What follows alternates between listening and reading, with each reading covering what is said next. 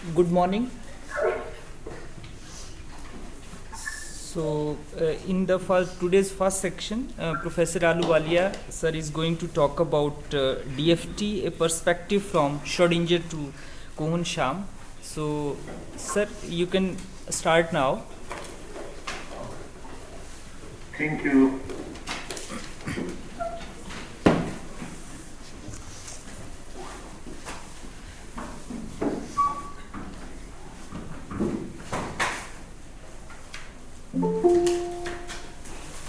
Can you see the screen? Yes, sir. Can you see my presentation? Yes, sir. Please confirm. Yes, sir.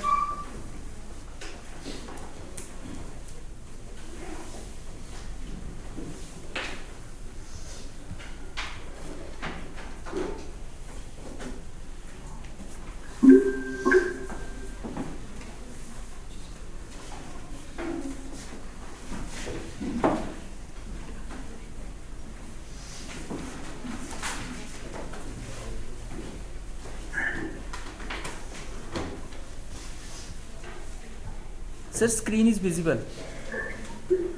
Okay, fine. So I am beginning. Good morning, everybody.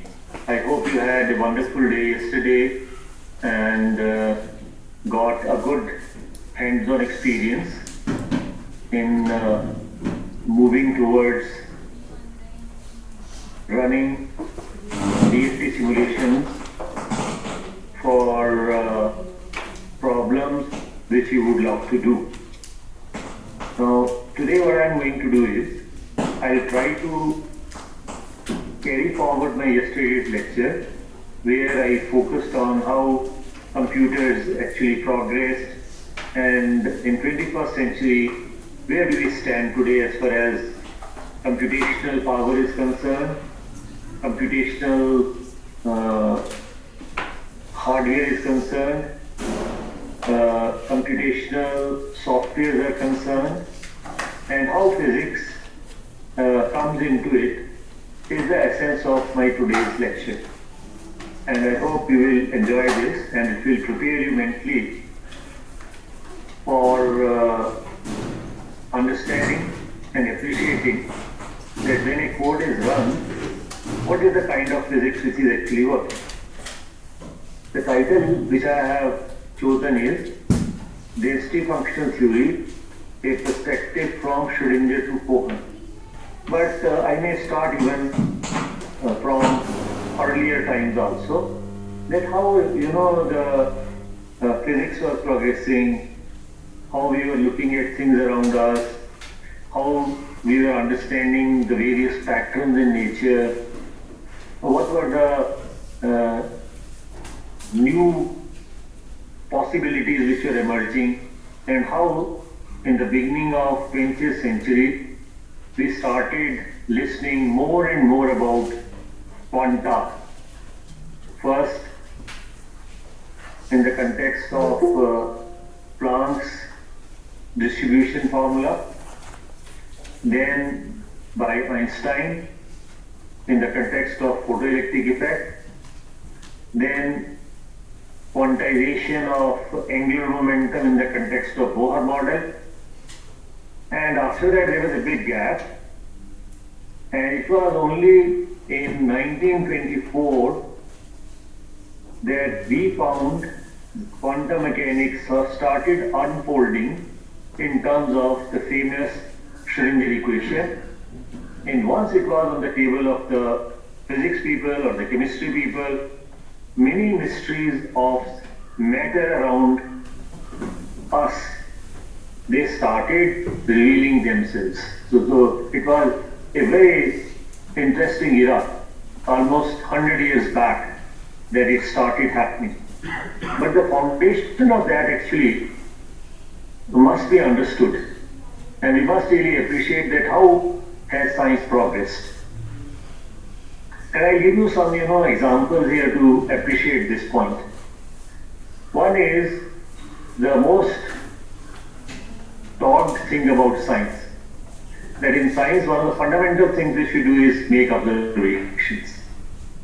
And meticulous observations is the hallmark of understanding astronomical phenomena. And one of the very interesting things which happened was when there was a kind of a destined meeting between Tycho Brahe and Johannes Kepler.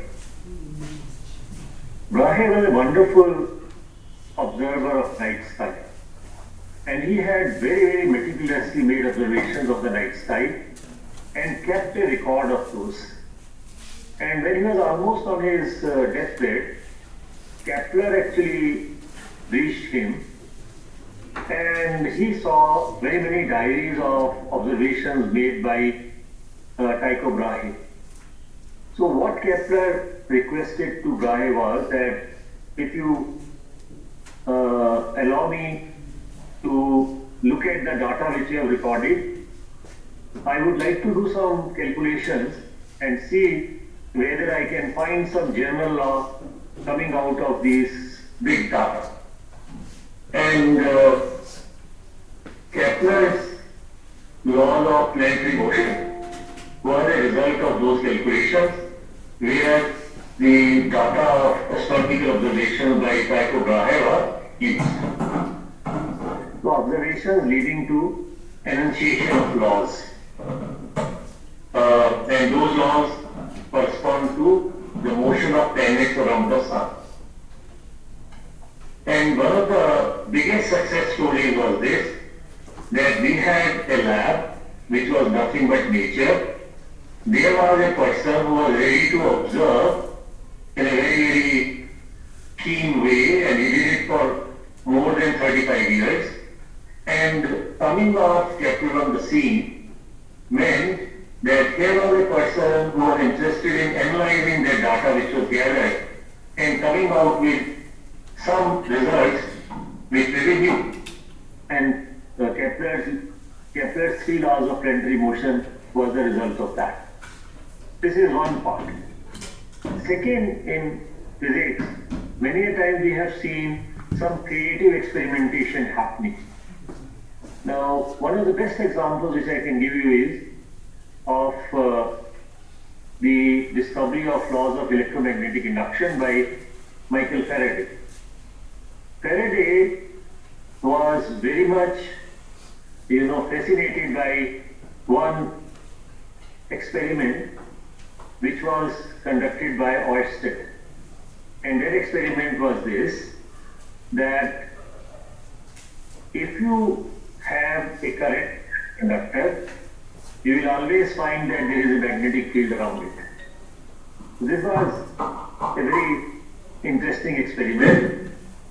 Nobody, for the next 50, 60, 70 years thought about an opposite of that experiment. So the creativity of the Faraday came on the scene, and he designed an experiment hoping that, or rather anticipating that some very interesting result is going to come. And this experiment was nothing but opposite of what Oersted had done.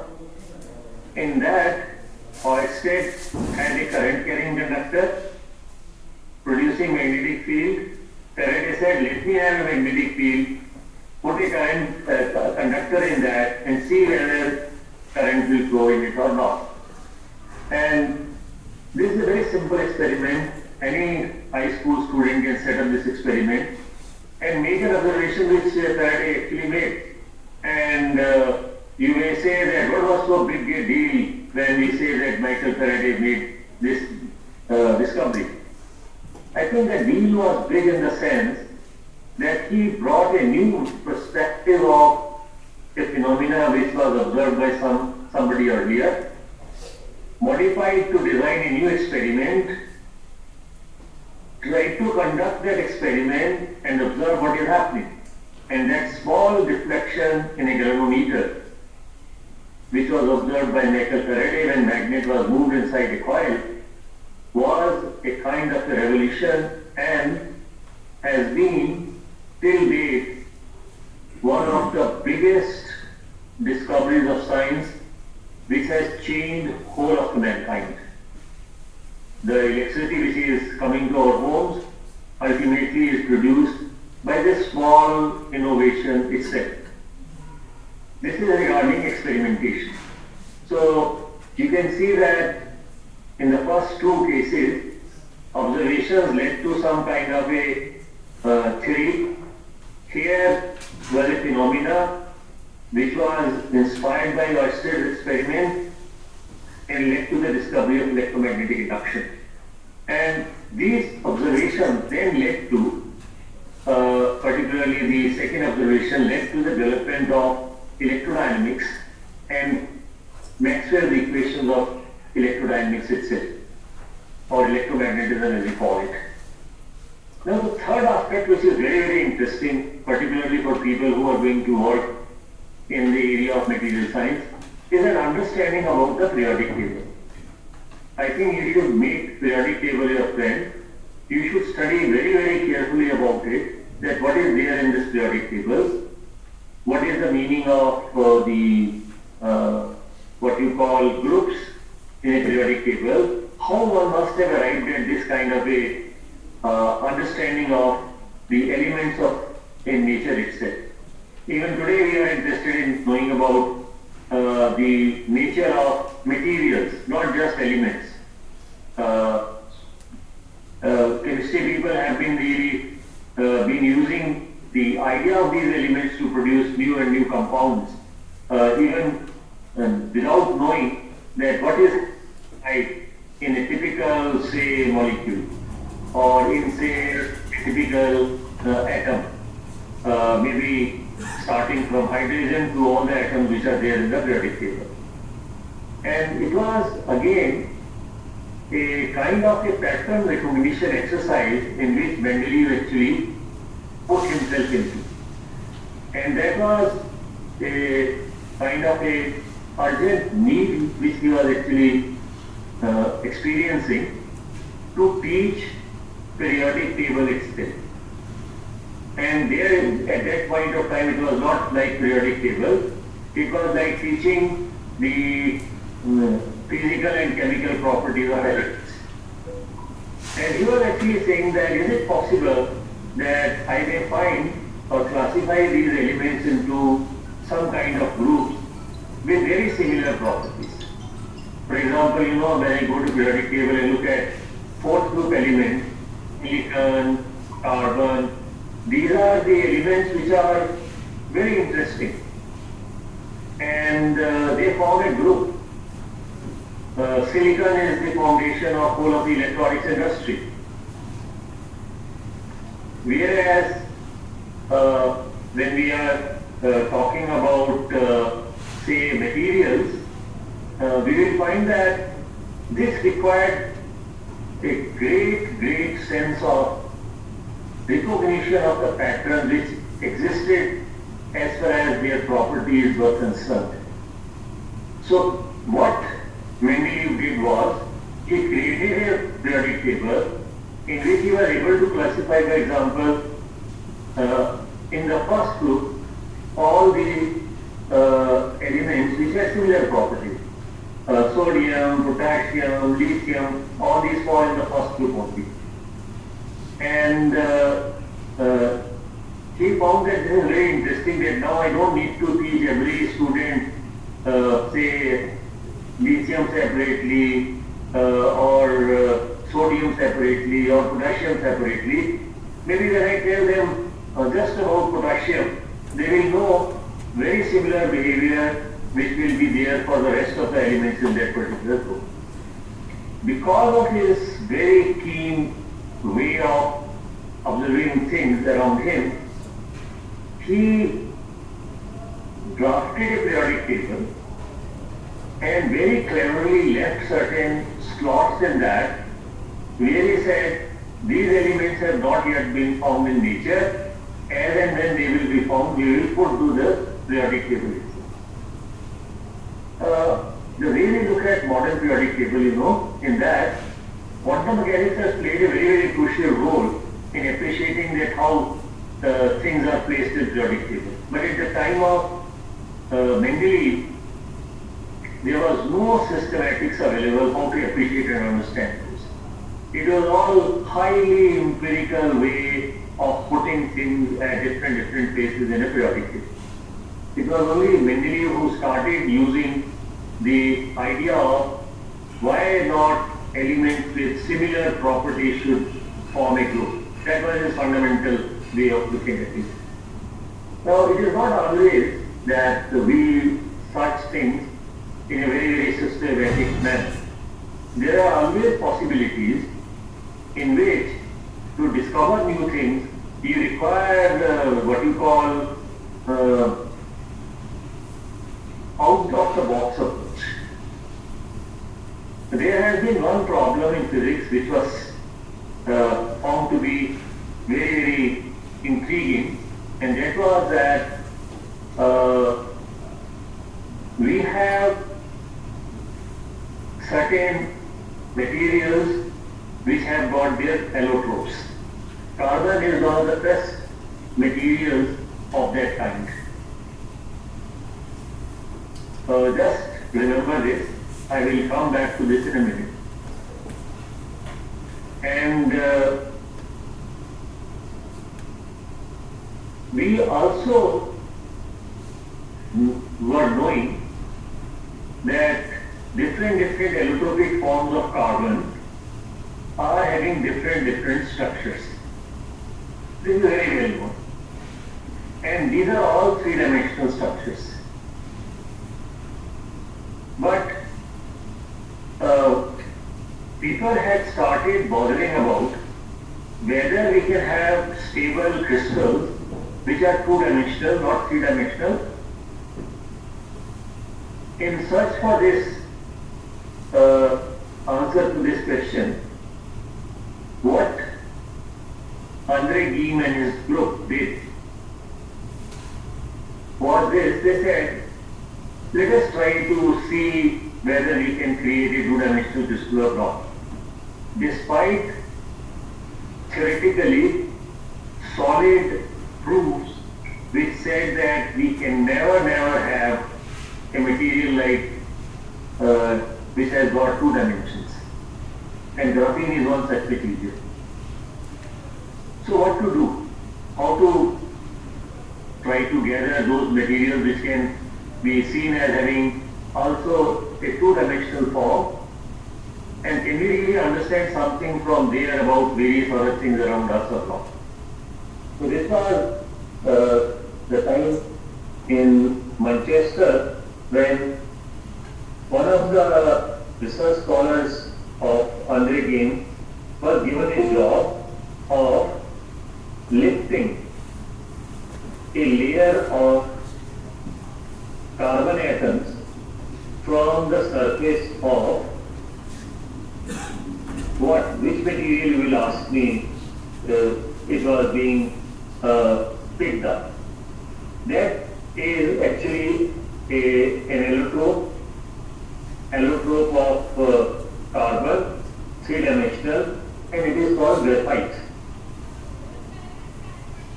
Graphite is a layered material, and layering of the material actually means that we have one layer of atoms, on top of that there is another layer of atoms, and on top of that there is another layer of atoms. It is a layered structure. And these layers are such that within the layer bonding is very strong, but the bonding between one layer and the other layer, horizontal layer, is in fact very weak. And that is where we have to really remember the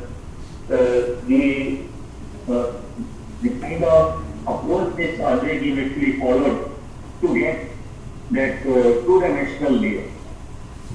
So he had asked one of his students to really try to do what we call mechanical foliation. Foliation का मतलब होता है जैसे प्याज का छिलका निकालते हैं ना, वैसे छिलका निकालने की कोशिश करें. But nothing was actually happening. And one day they sat down and decided that let us try one more experiment. So Andre Geim sent his student to the market and asked him to get a sellotape from the market. And what was done was, on that crystal of graphite, sellotape was actually put, and with a jerk, it was pulled off.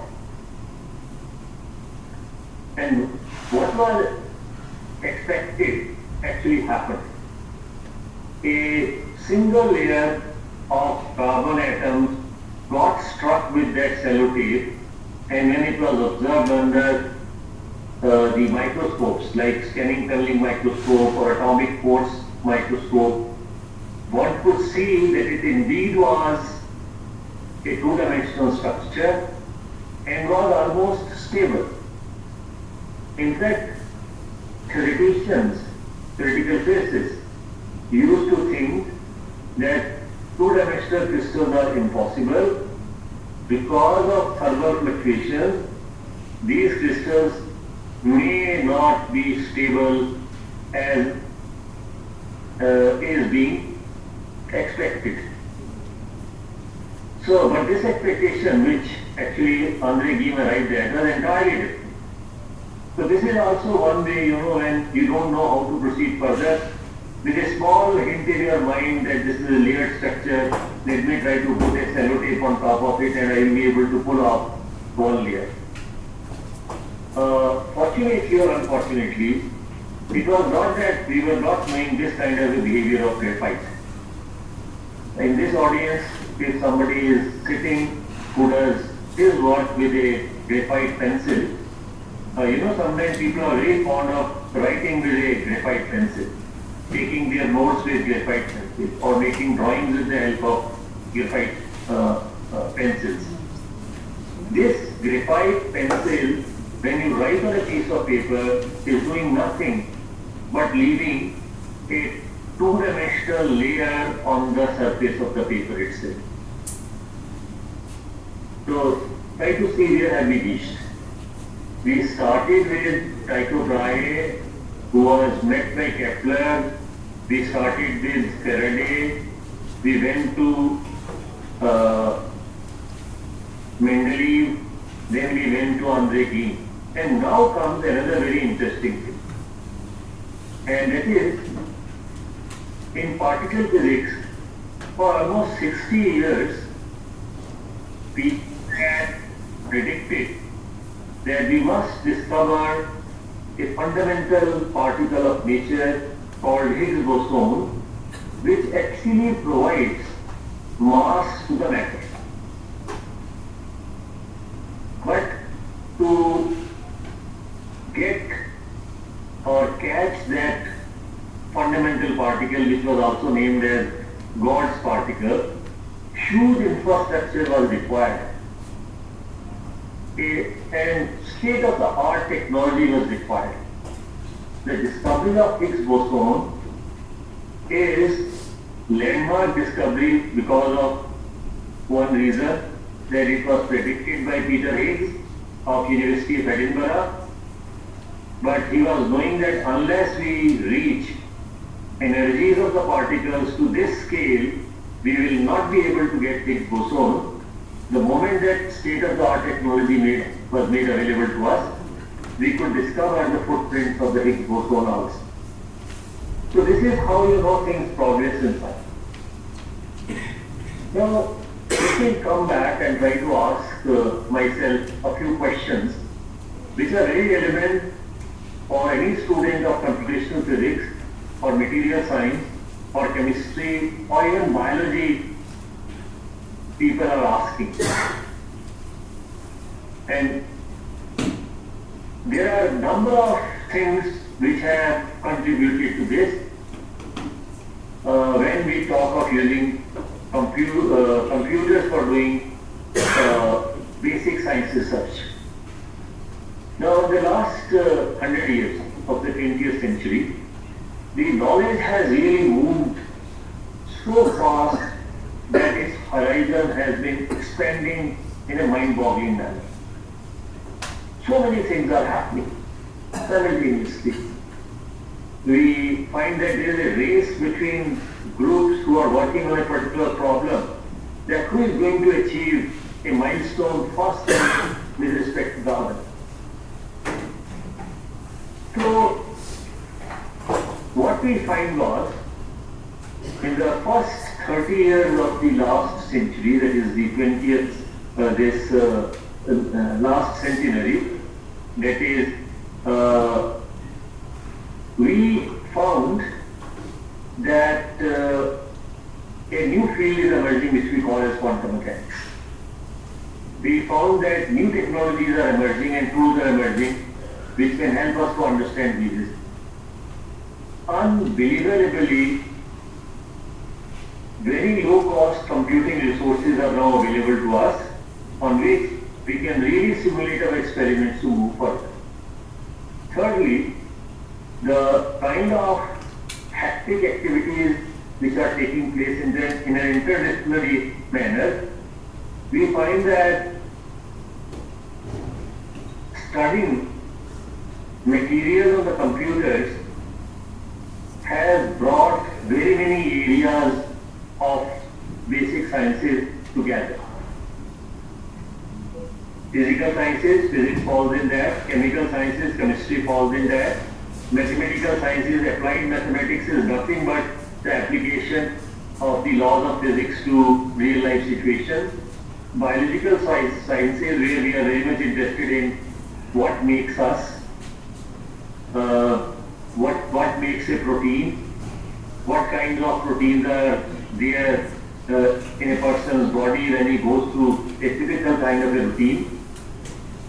And also, computational sciences come in between to provide a bridge to use these kinds of machines which are now available to us.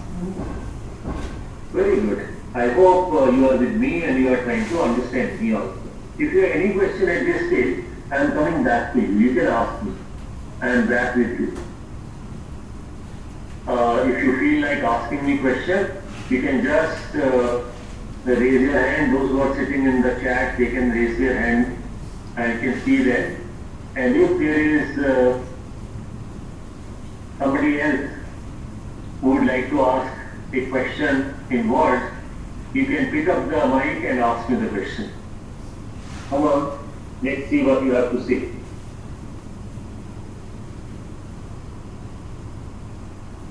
If no, then I will move further.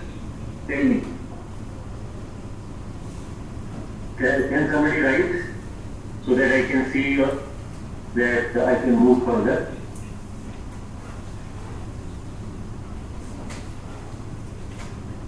Okay, because there is no response which I can see, I will move further and try to see that what as a result of what we are discussing right now. And it is the beginning of what you are going to learn in this particular workshop happening in Government College, Bilaspur. I am actually not going to touch upon what happened between 1900 and 1924. In the sense that people had started saying, once we had a model of an atom, how electrons are distributed in that atom, whole of the chemistry could have been explained with that small knowledge itself.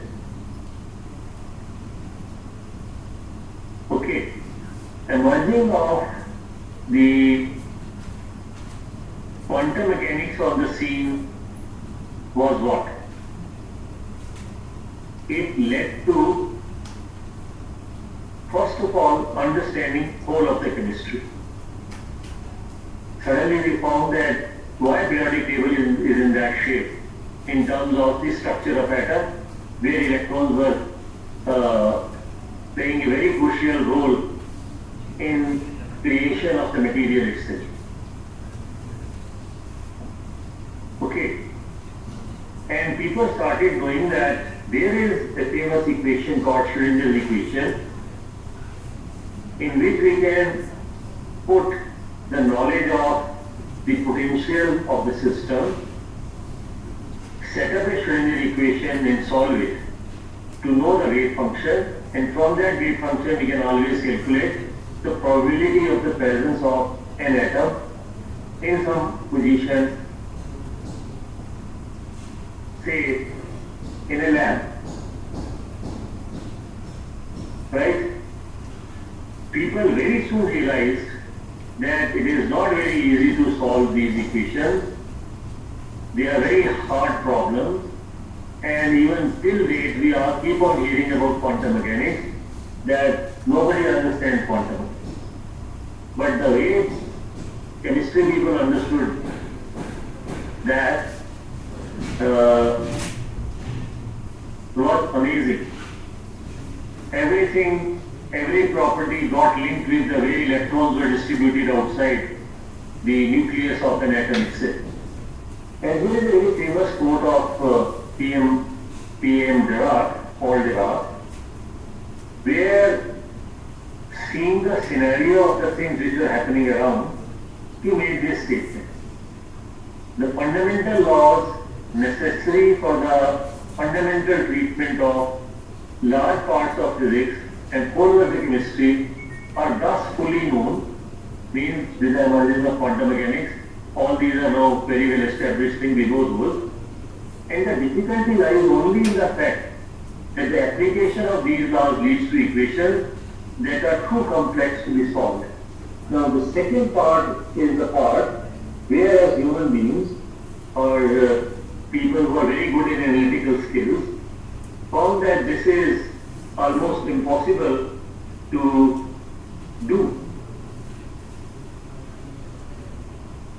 And when Dirac was saying this, he was also indicating that what this knowledge has done to us. This is again a very crucial way of looking at the whole of this aspect. Now, let us try to see when we are looking at in this particular workshop different materials, what is that complexity which is involved in the system which we are going to study. And the complexity actually lies in the process leading to our knowledge of this fact that the number of electrons and the atoms involved are so high that we cannot sit down to solve the system for setting up these Schrödinger equations for each and every atom or each and every electron in the system. I hope you are understanding. You know that a single electron has got how many dimensions? If it is an object, it has got 3 dimensions. As far as position in space is concerned. But because of motion, it can have another set of variables attached to it called momentum. And we know that knowledge of position and knowledge of momentum is enough to help us see how the particles like electrons are going to behave. So as I was telling you, 100 years ago, Schrödinger came on the scene. He was a German physicist, and he wrote an equation with wonderful simplicity and what Dirac said, mathematical beauty. Okay, so we were having Schrödinger equation. We were able to solve the Schrödinger equation for hydrogen atom.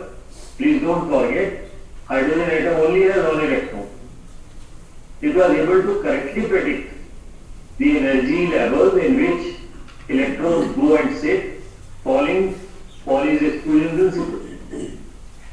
But if you look at the whole, material, you will find it has such a large number of electrons that it truly becomes a multi-electron system. So to appreciate and understand that, one of the first methods which was applied was by people like for me. And they made use of variational method to predict the properties of heavy atoms also. Then a very interesting team of son and father came. They were both studying physics together. And this fellow, the Douglas Hartree, was actually like an inventing something. But there were some flaws in this theory because we were not dealing with neutral particles or a particle which have got no spin, etc. And in Hartree theory, that part was actually missing. Hartree theory did atomic structure calculations, but when we go to real material, we find that answers don't match, numbers don't match. There must be something wrong in Hartree theory. So what was so wrong, something wrong in Hartree theory? Hartree theory did not take into consideration the fact that the wave function of an electron is such that spin plays a role there also. So on the probability of finding a particle somewhere, we were knowing these facts fully then. We were also knowing that till almost 1950, that there is no way to do this task computationally. And there are very many people who actually later came to let that thing happen. What is different in Hartree-Fock theory as compared to Hartree theory is the fact that we could take care of antisymmetric nature of the wave function of the electron itself. So when I was talking about this situation, I hope you will immediately appreciate and understand that. And to the Hartree-Fock or Hartree theory method is basically setting up matrices and using matrix mechanics method of Heisenberg. We would like to know the energy eigenvalues and the complete spectrum of a typical atom with the help of it. And in all, consequences of huge importance, what we found was to do justification of the Hartree-Fock method, we require computational capabilities. And these capabilities, you try to see Hartree-Fock theory was in 1930, and the computers for simulation started appearing around 1950 after Second World War. So Hartree and Hartree-Fock theory are two milestones to appreciate what is happening at the back of computer when it is doing simulation for us.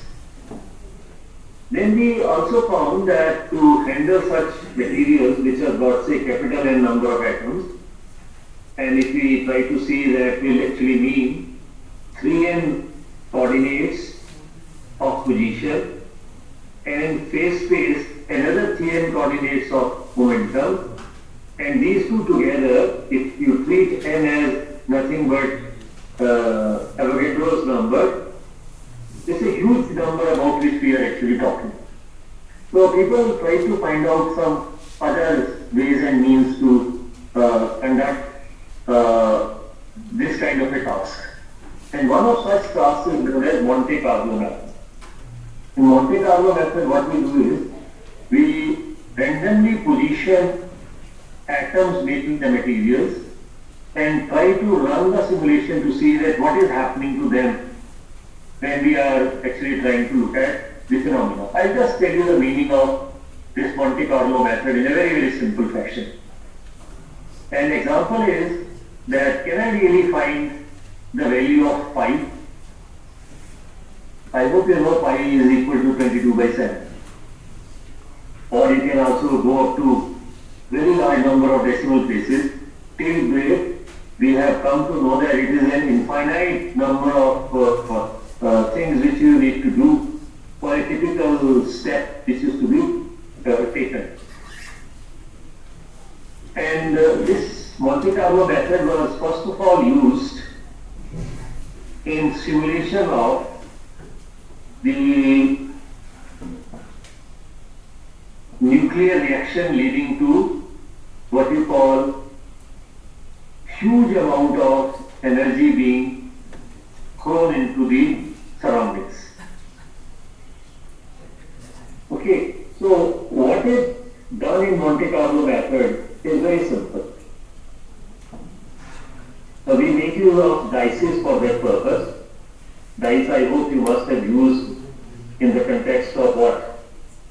In the context of the games which you play using a dice which has got 6 faces. Lido is one such example. So you throw a dice and depending upon what number comes, you move you trigger an event in the game in which you are actually playing. Fermi, Enrico Fermi and von Neumann, these were the two people who created a computer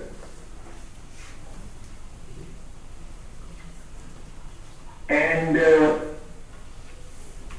on that they did simulations of the production of high energy through radioactive means. I would put it like that. I hope you are understanding what I am trying to say. So in Monte Carlo method, we basically make use of probabilities by throwing dice. And you know that each face of that dice, if it has got 6 faces, is unbiased in the sense that coming off 6 in the last move doesn't assure that in the next move you can, by throwing that dice, get the same number itself. Rather, it also underlines what you call,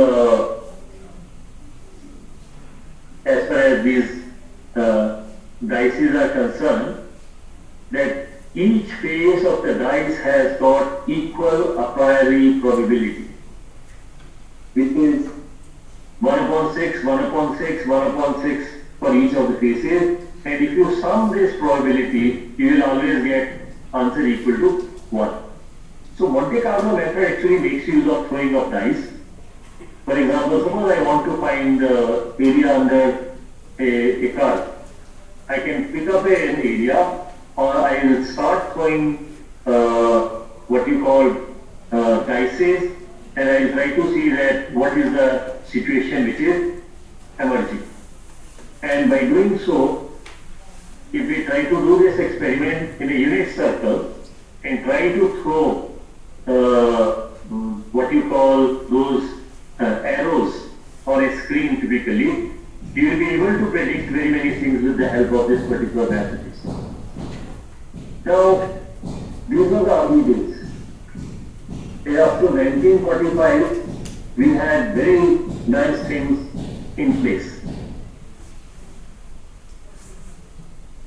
And another challenge which was there was this, that despite the fact that we know what goes into the solution of the problem, we were not able to solve these so easily as, say, was done by Hartree over a period of almost 1 year. It took so much time for doing calculations. So quantum mechanics was actually the reason that we were finding it so difficult to go ahead. And there are some other parallel approaches like molecular dynamics approach, where we study the motion of the classical particles applying Newton's laws. And there are lots of variants of this are also coming up, which you can use.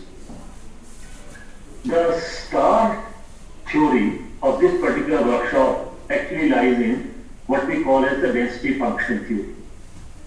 And this theory, what it did was, it converted a 3n plus 3n, that is 6n dimensional problem, into just 3-dimensional problem by making use of the concept or the idea of what you call, very simply stating,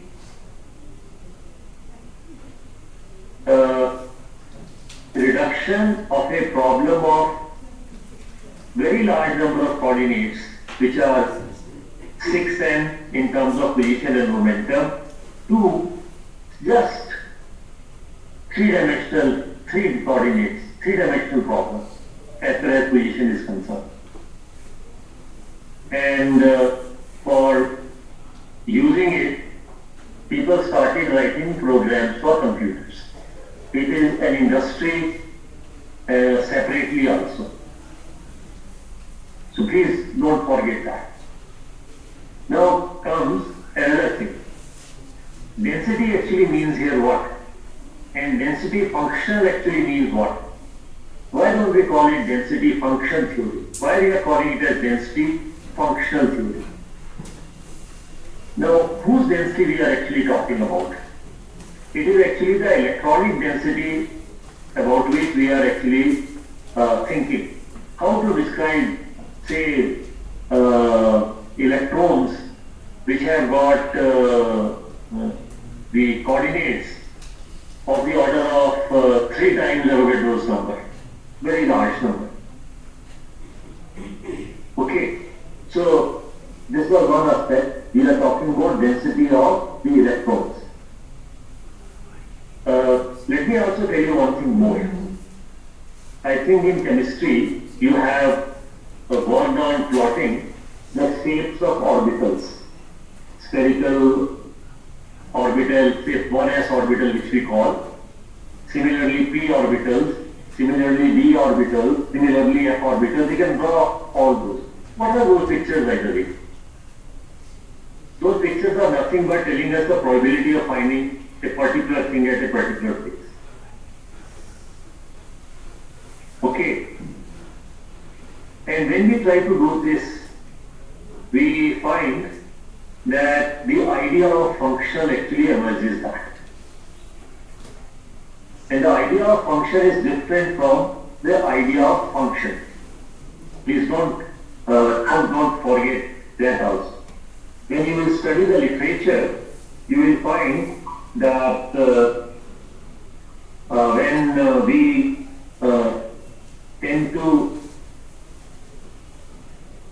look at various things, then what is so interesting which we can actually find? Let me just talk about some notation. Let me use some pen here, let me use white pen here. We write a function as this. And we write function as this. Please just don't worry. Sometime let me remove this.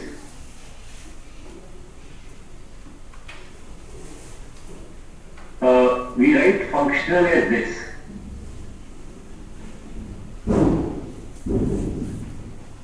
In this case, f depends on just one value of x. Whereas here, f depends upon simultaneously a large number of values of x which goes into the calculation. Suppose I have got fx is equal to x as a function. Why this is happening, I don't understand.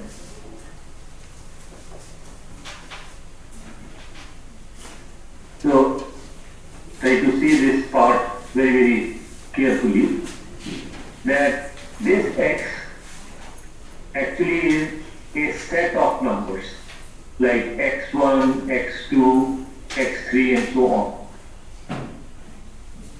This is a set of numbers. And when you will see the answer of this, that single answer that you get here for a function is a result of all these values taken together, whereas in the case of function, it depends only on a single value. Sometimes people confuse function of a function, what you call, for example, golf.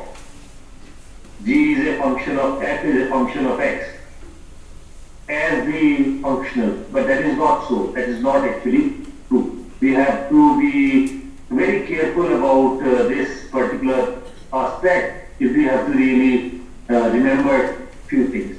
Now I'll show you graphically what does it mean. Graphically this means that you have a function fx, and function actually means doing something which will make use of, say, a set of numbers in calculating the answer. So the best example of a function is, in this particular diagram you can see that, finding area under this curve. And this curve is our function fx. So what of sense to you that what I mean when I say that I'm trying to find area under a curve itself? Let me do one actual calculation itself. And that calculation means actually going ahead with a real time calculation. So let me try to do that. I don't know what is happening. Normally it doesn't happen like this.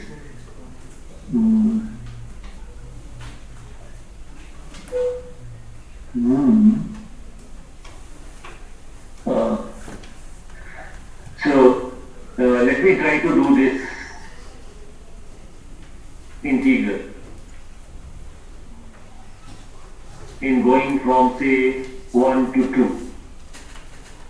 What will be the answer? Answer will be, this is the x square curve.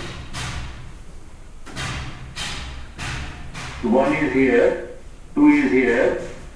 I am finding whole of this value where all points lying between 1 and 2 are being used to calculate this area.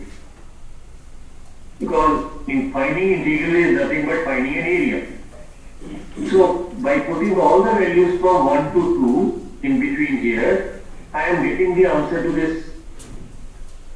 I hope geometrically somebody must have told you that finding area under the curve is nothing but dividing this area under the curve into strips and calculating the area of each strip and adding. Finding integral also means adding. And for each of these strips, you are evaluating this function at different points and then getting the answer. So this distinction you must really remember and keep in mind when we are talking about a function. Functional is not a function. It is very different from a function itself.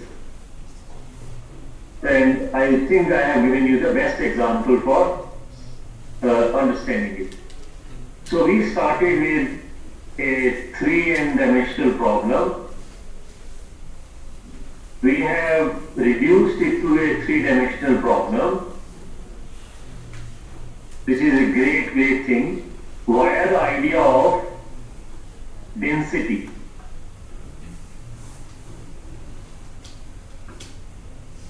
Okay? And calling this density as a function. So anything, any new entity which you find whose answer depends on more than one values, you are basically talking about a function. So please don't lose sight of this fact itself. So I think now we are ready to move ahead and try to see that in the last 30 years, I would say, or 35 years you can say, what has happened that we have started talking about using these kinds of means to do problems in physics, in chemistry, where we can appreciate and predict very many new things. And this is because of rapid development of computers. And what we are doing in simulations are we are doing computational experiments where we require lot of computational power. So yesterday also I mentioned it, there has been an increase in computational power of computers and their availability on our labs, which we call as laptops, or palms, which we call as palm tops, and so on. And we also have found, by understanding the theoretical background of, say, what goes in density functional theory, that there are better computational methods, novel computational methods which we can use to understand various things, which may be field-specific algorithms also. You will find that siesta, which you are going to learn in this workshop, is used by physics people, by chemistry people, by material science people, by biology people. Another thing which has led to the usage of the density functional theory is the open source codes which are available to us, which have been developed by teams of people. You can use those codes to set up your problem and do the calculation. You will see, I hope, some examples will be done for you in, say, studying a hydrogen molecule using siesta. Or maybe answering such questions that if I have a material,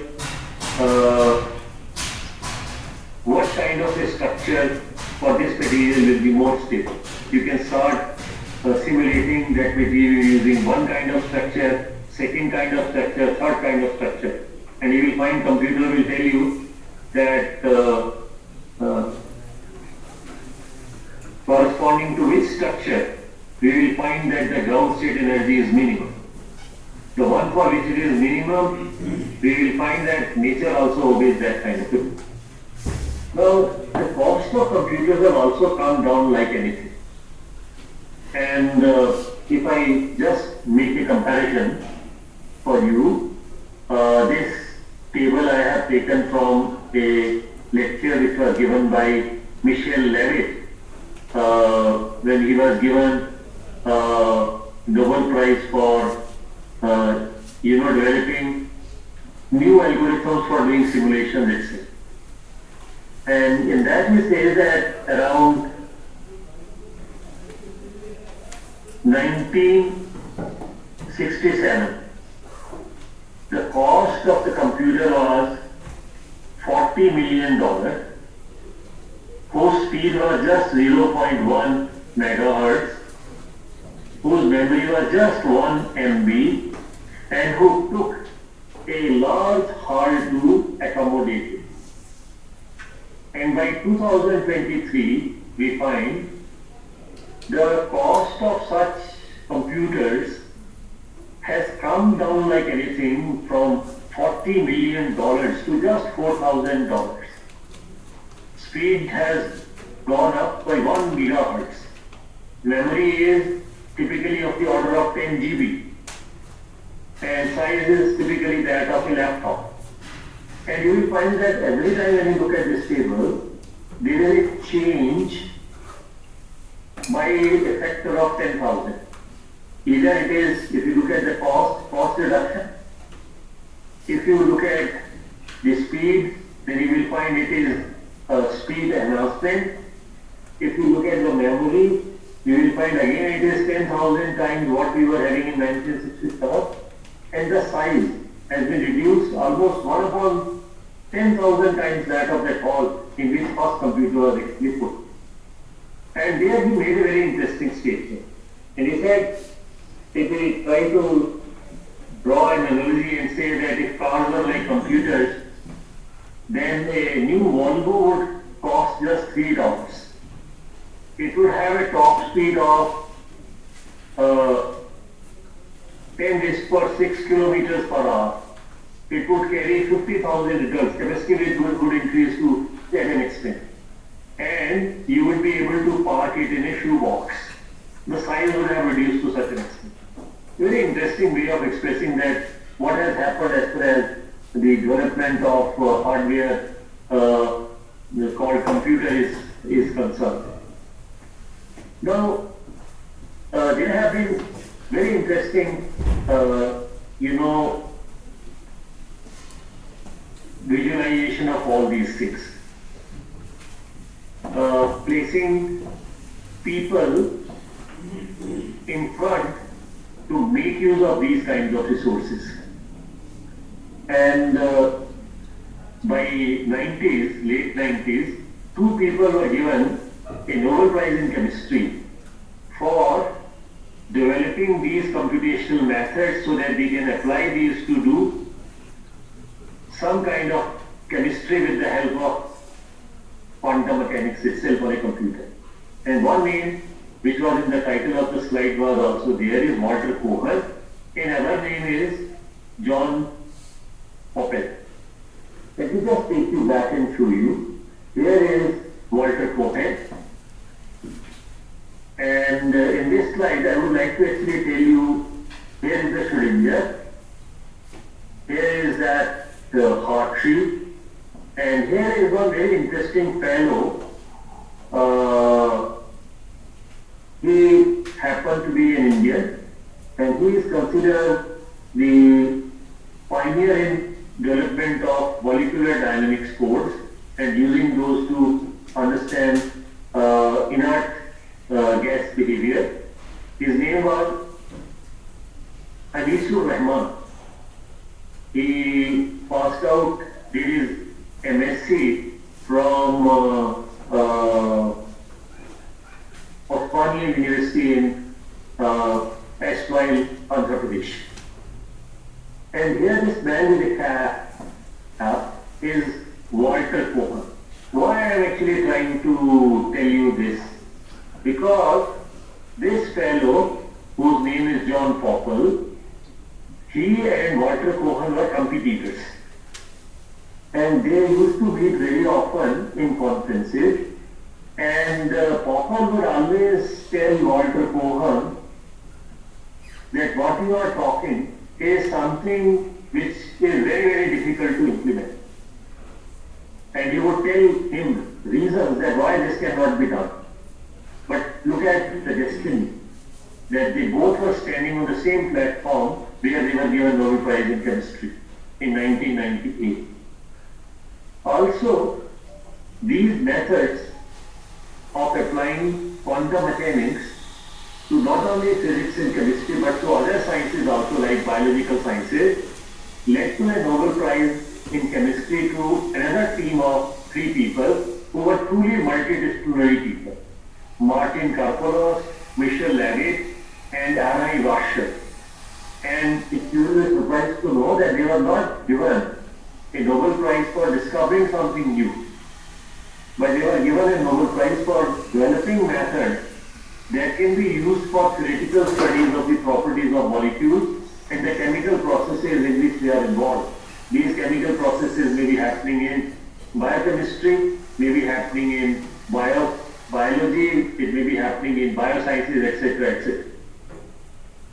And one of the fundamental hallmarks of these developments was a very strong predictive power of the methods.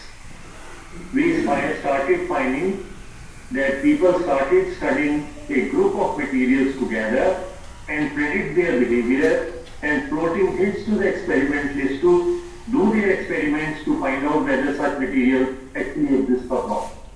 So this has led to, two approaches of doing, say, chemistry or physics.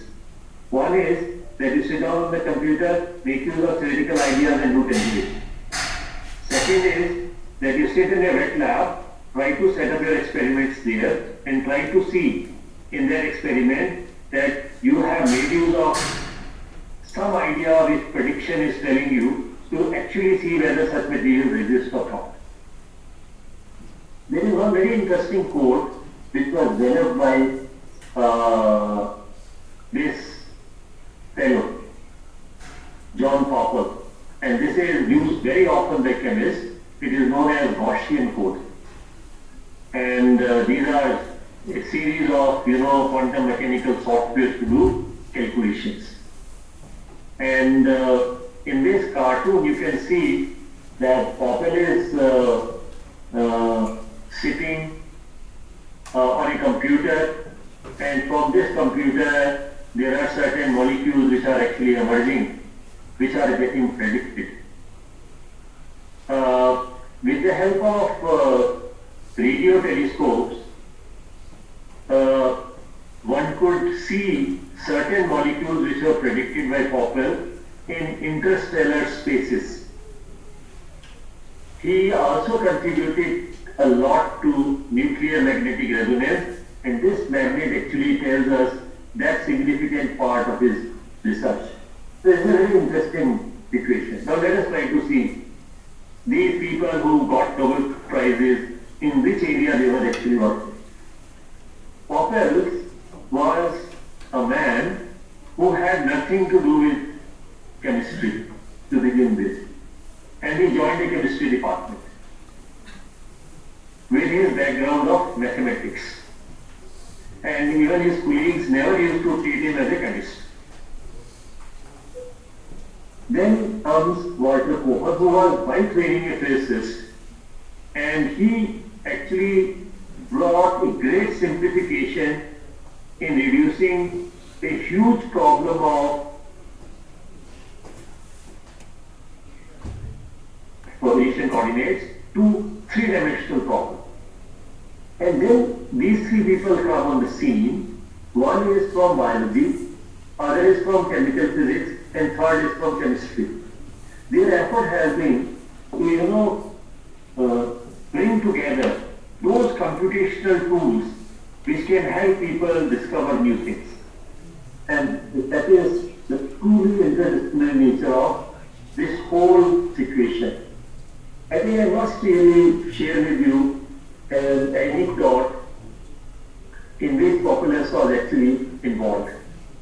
When Poppel went to the chemistry department to join there, he had a kind of a strategy in his mind with his mathematical background. He wanted to make use of quantum mechanics, solving Schrödinger equation, as a useful research tool in organic chemistry.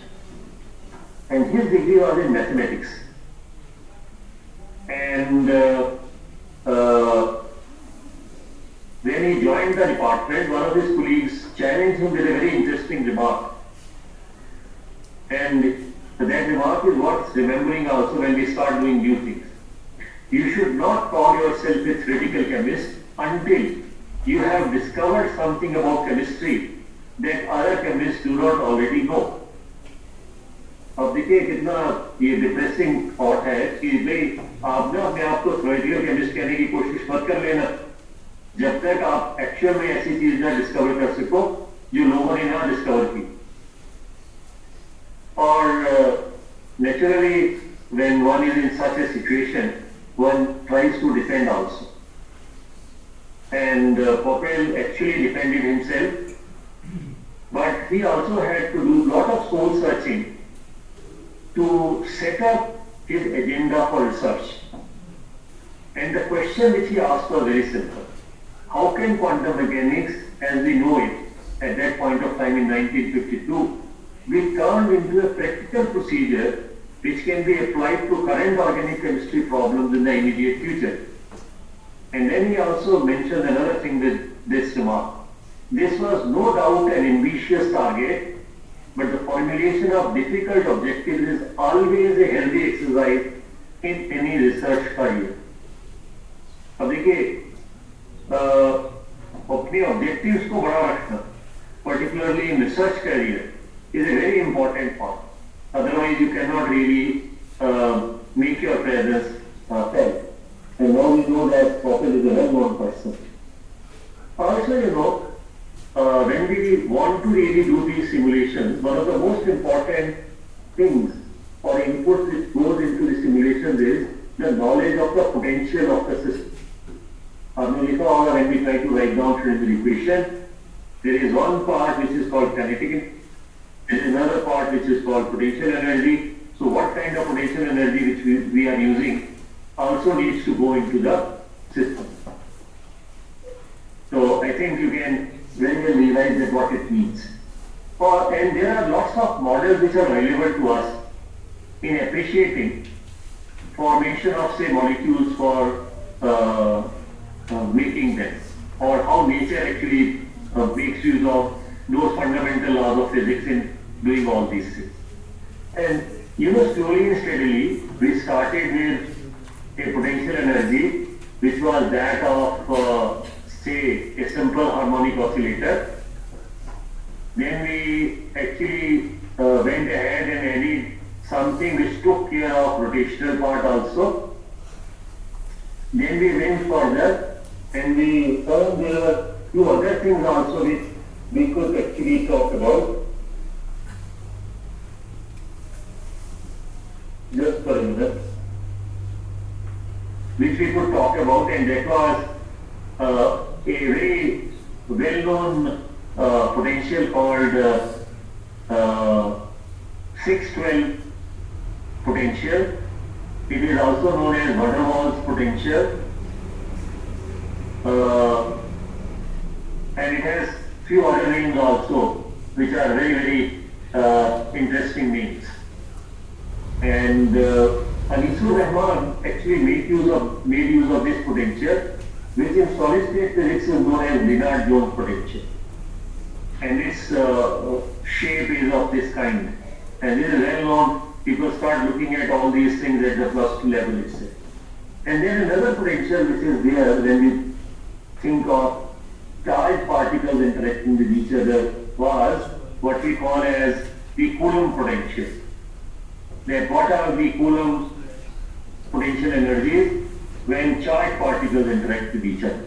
Now with these kinds of inputs of a potential, and the knowledge of such potentials is very crucial. You will find that lot of time and effort goes into running siesta code in the choice of a pseudo potential itself.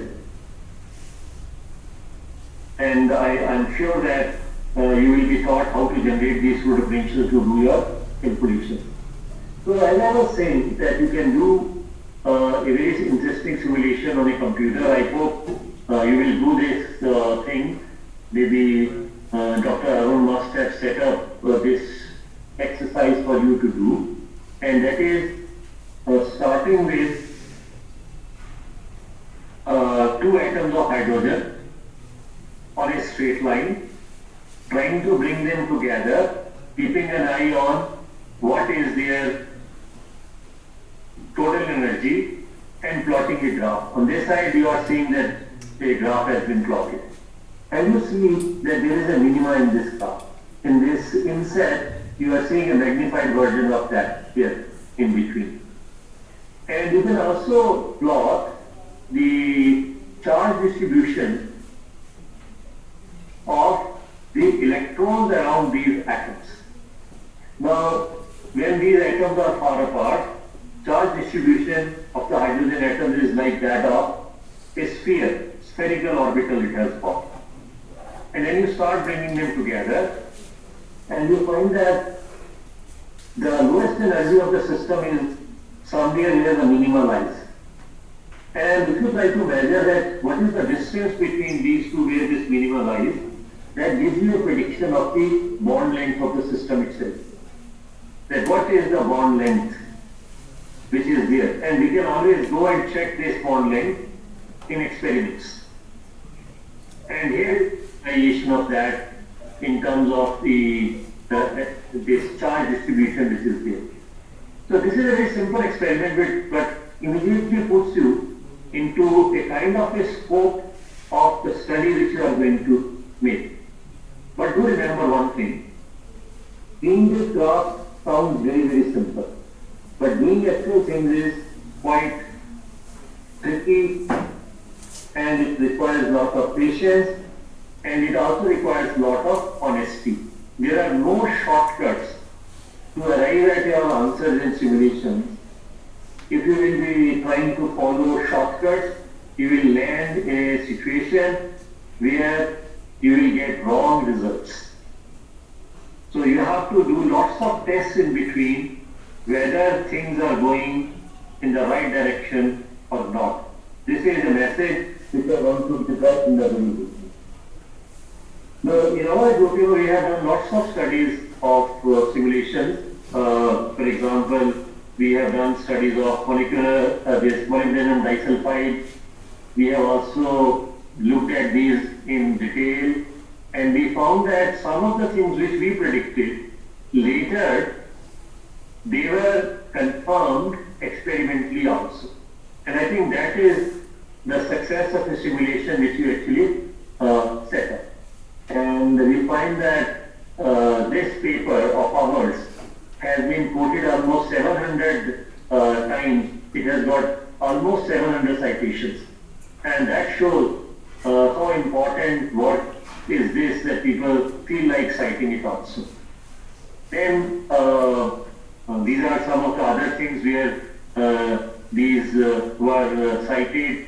Even, in one of the papers by Beam and this Novosilov, we found citation of our paper. So if it has been noticed by a leader in the field, I think that is a very happy situation for a university. We got citations in Nature, and we got lots of other, citations for our work also. So these are some of those works. And I think I must tell you that I was very fortunate to work with a very young team of students in Himachal Pradesh University. Arun is one of the leaders in that. For his PhD, he made use of his stuff for studying noble metal nanowires. And these are gold, silver, platinum wires actually. And then we had Dr. Ashok, who is in Central University of Punjab. He studied a very extensive simulation corresponding to molybdenum disulfide and sister materials, which we call as making use of different atoms in place of sulfur from the chalcogen family. Okay. Then Dr. Jagdish, who may speak to you, earlier he was at Central University of Himachal, now he has shifted to Punjab, and he has joined the Department of Computational Sciences here actually. He worked on high temperature superconductors. Brij Mohan worked on graphene, silicene and flakes. Monish Sharma worked on heterostructure of these transition metal dichalcogenides, and also on biological molecules, DNA basis. Dr. Surjit, who is one of the honorable members of physics department at Government College, Bilaspur, he worked on the sister materials of graphene of the fourth group called silicene and germanium, and he looked at particularly the nanotubes there. Pooja Jamdagni looked at a series of themes from periodic table itself. One of silicon, germanium, phosphorus, antimony, and stannite. Pooja Kapoor did a very interesting study of monolayers of noble metals. She is teaching in Agra University. Dr. Manish Sharma is also teaching there. I think one of the very interesting work which emerged from our group was study of carbon chains. Rather it was, twisted chains. Very interesting. So this is what we try to do. I hope you have got a feeling of what you should expect in this particular workshop as far as the nanomaterials are concerned. And we had lots of collaborators from the country, within the country and outside the country also. So thank you very much, and I am there with you for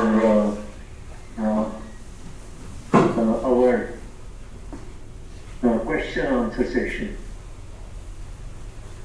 Fine, I am here. Thank you, sir. questions? Yes. You can write down in the chat also, because chat makes me hear these things in a better way. Because many a times mic makes lot of echo. Yes. Chat is open. If you will write something there, I will be able to answer it. Otherwise also you can ask me, no problem. Yeah, there is one question. Yes. Yeah, sir, I will go in front of you. As you asked. Yes, I was following your definition of this functional, and as we know that function is a unique thing. If I define a coordinate x, I know the value of the function which is unique. For a given value of x, I have a given value of f. And Yes. in case of functional, it means I have to have a fixed range. Like you did this integration, and as long as this range is fixed, the value of functional will be unique, because uniqueness is Yes, that essential. should be a unique number. You have caught it very nicely. Yes, sir. That is the fact. Yes. So, see, my question is this. I just slightly would like to elaborate on it.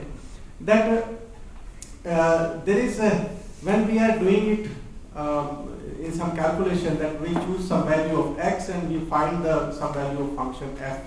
But when we do computation, there is a different game, and the game is this, that between 2 points, let us say 1 and 2, these are two digital numbers, 1 and 2, there can be an infinite number of points in principle. But computer cannot handle infinite number of points. It will say I cannot calculate. So we have to somehow make some digitization, or let's say we have to take 10 points between 1 to 2. So we will take 1.1, 1.2, 1 point like this, and there is some range which we have to compromise. So is this functional? Is that kind of compromisation for in replacement of function? No. Yes. No, it is actually something like this. I'll try to elaborate on. It's a very interesting discussion which is happening. I would request other members who are sitting here to appreciate and understand. Wherever we tend to go to computer to do anything, we must remember that we are going to make lots of approximation on the way, not only in setting up our model, but also in setting up our work on the computer. Because on a computer, when you go for, say, doing even calculation of an integral, digitization is a must. If you go to any numerical methods book, you will find that if I think of integration as an example, we try to replace that integral with a summation. Okay. Now, I was mentioning in this part of lecture that if you are finding area under a curve between 1 and 2, say, you are dividing that area into small strips to calculate for each strip what is the area. So maybe you have a very narrow strip and you try to evaluate the function there, multiply that value by the width of the strip, you get the area. And then add all those things. Now, how small that strip you are going to take in width decides the value of the answer. Right? Now, when you do these calculations, somebody comes, look, I am happy with my answer up to 1 decimal place. Somebody says, no, I want my answer correct up to 3 decimal places. Somebody says, I want to come to calculate this up to 10 decimal places. So where are you actually going to make a difference? You are going to make a difference in that width of the strip itself. So you are going to make a, what you call, choice, which is the choice you decide, not the computer. And that is why you will try to see that when you are doing any kind of calculation in computer, people may ask you this question, what was your tolerance for calculating, say, the total energy of this system? So you are asked this question time and again. But normally we don't try to explain it in terms of what? In terms of the size of the width of the strip. But we try to explain this in terms of some kind of a physics which is happening at the back of it. And what is that kind of a thumb rule which helps us to see it? And that thumb rule is, are we finding that the total energy is a conserved quantity or not when we are doing some kind of tests or not? So at every step, you try to see convergences of the thing. That is why I said that you have to be very, very particular about when you set up a simulation, that whether you have done those tests in understanding and appreciating that how good is the pseudo potential going into the system, what is the mesh size which you are actually using to get the answers. So all those convergence tests, I hope somebody will talk, maybe Arun will also talk about it when he will give you certain examples to carry out. And that is exactly what is going to happen. Also there is another thing. Maybe I have set up my simulation, I know what is the size of my strip, etc. also. But when it comes to calculation, inside the computer when these calculations are done, there is a scope of lots of errors actually taking place. And art of doing computations lies in managing these errors by very intelligent choices which you make of the algorithm, of the numerical method which you use. That is why I would tell this audience also sitting here to, because you have an open source code, you can go inside and see the chunks of the code also, that what is happening in which part of the code. And you will be able to recognize, because they always give as a good documentation practice, what is going on in which part of the thing, how they are managing all those things. It will be a very interesting exercise to even look at the code and try to see what is happening where. I think these are very crucial parts. Now, there is another aspect also. There are certain things which happen and you know that this is an error which is going to be there. But when you do computations on a computer, there are certain things which happen and are decided by the computer itself. What is that? For example, if you ask me what is that the computer is going to decide, it is decided by the capabilities of the hardware. For example, the word size of the computer will decide that how good or at up to how many decimal places you can actually calculate on that computer. Is it a 16-bit computer or a 32-bit computer or a 64-bit computer? Normally, you know, those people who develop these codes, they do all sorts of optimizations of the code to take care of all these things. I think at this stage, when you are going to learn how to use the code, in the beginning you should not worry much about it, except for one thing which I would very strongly recommend. Keep an eye on the fundamental conservation laws of physics in analyzing your simulation itself. That's a good way to look at what you are doing. Play with the number. I think this hydrogen problem, hydrogen molecule problem is a good enough problem to put everything in test and see how the value of the bond length is changing. When is it answer? What were those things which you did to arrive at the best answer which people have observed experimentally? So one case study properly done will clearly tell you how to manage all those things. So I think this is the answer which I can give you. I hope you are satisfied with it. Yeah, I think you elaborated quite a lot. If there are any other questions. So thank you. Thank you, sir. Thank you. Any more questions? So thank you, sir. In today's lecture, sir started with the Schrodinger and then approached Cohen and Sham. So, and it's a complete journey. that how Schrodinger wave equation can be solved on a computer. And in the evening lecture, we will, or today's hands-on sessions come lectures, we will discuss that how things can be done on computers. Basically, sir has talked about the problem of hydrogen atoms. So today I will try to touch the molecule. I will try in the last session, so that we can appreciate that when two atoms are brought closer, that how energy is minimized, and when we are brought more closer, then there are last repulsions are there. So we can try to feel that problem today. So thank you, sir, for being with us. Okay, good luck. Thank you, I sir. wish each one of you great experience here, and I hope you will love it. And I am once again appreciate what Arun is doing. I love it. Thank you, sir. And he is trying to share knowledge with you. Is the biggest thing which one can do in life. You know, Banto or Chako or Geo.